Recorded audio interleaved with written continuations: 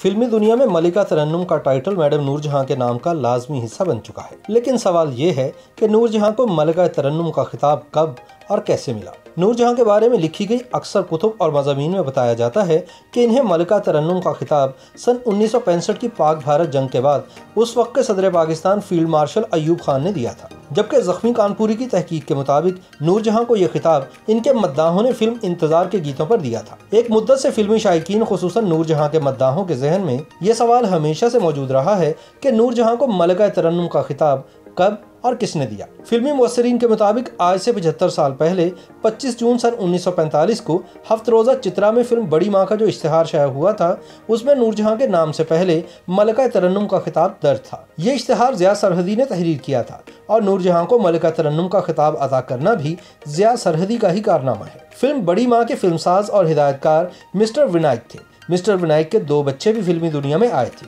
एक तो मशहूर अदाकारा नंदा और दूसरे मास्टर सचिन।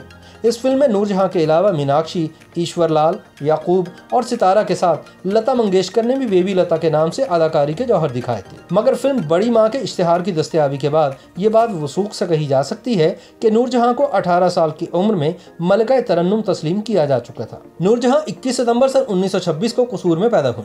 माँ बाप ने इनका नाम अल्लाह वसाई रखा और 4 साल की उम्र में इन्हें मौसीकी की तालीम के लिए खानदानी उस्ताद गुलाम मोहम्मद के सुपुर्द कर दिया गया। 7 बरस की उम्र में इन्हें मौसीकी की इतनी शुद्ध हो चुकी थी कि वो अपनी बड़ी बहन ईदन और कज़न हैदर बाई के साथ स्टेज पर गाना गाने लगी थी। अल्लाह वसाई अभी 8-9 बरस की थी जब इनका खानदान लाहौर मुंतकिल हो गया। यहीं आकर इन्होंने स्टेज पर परफॉर्म करना शुरू किया। कहा जाता है कि लाहौर में ही पहली मरतबा मौसीकार G.A. चिश्ती ने नूरजहां की खुदादाद सलाहियतों को पहचान कर इनकी आवाज़ को मजीद संवारने का बीड़ा उठाया।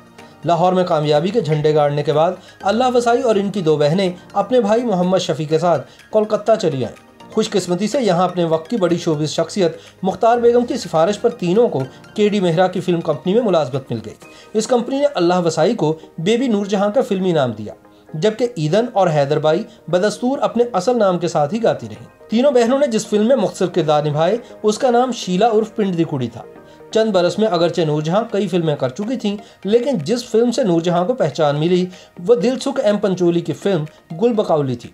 इस फिल्म के मौसीकार मास्टर गुलाम हैदर थे, जबकि नगमा निगार वली साहब थे। इस फिल्म के लिए जब नूरजहां ने अपना पहला नगमा सदाबंद करवाया तो हर तरफ इसकी धूम मच गई। इसके बाद यकबाद दीगरे नूरजहां के नगमात और अदाकारी से मुज़य्यन फिल्में नुमाइश के लिए पेश होने लगी, जिनमें यमला जट, चौधरी और ख़ानदान के नाम शामिल थे। मास्टर गुलाम हैदर ने गुल बकौली के कामयाब तजुर्बे को मद्देनजर रखते हुए फिल्म खानदान के ज़्यादातर गानों को नूरजहां की आवाज़ से आरास्ता किया।